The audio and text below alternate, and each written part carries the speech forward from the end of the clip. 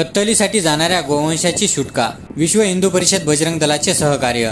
कत्तलीसाठी जाणाऱ्या गोवंशाची सुटका करून त्यांना जीवनदान दिले. या प्रकरणी बजरंग दल प्रखंड संयोजक रितेश चौकशे यांनी कारंजा ग्रामीण पोलिसात फिर्याद दिली की 8 सप्टेंबर रोजी रात्री 8:45 वाजता चालक मालवाहक टाटा एस क्रमांक MH48 T 6828 मध्ये 5 जनावरे घेऊन मानवरा येथून कारंजाकडे जात असल्याची माहिती मिळाली.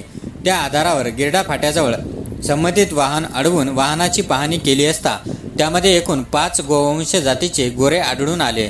त्यांचे पाय एकमेकांना दोरीच्या सहाय्याने निर्दयतेने बांधून होते, तर त्यांना चारा पाण्याची व्यवस्था न करता कोंबून घेऊन जात असताना मिळून आले.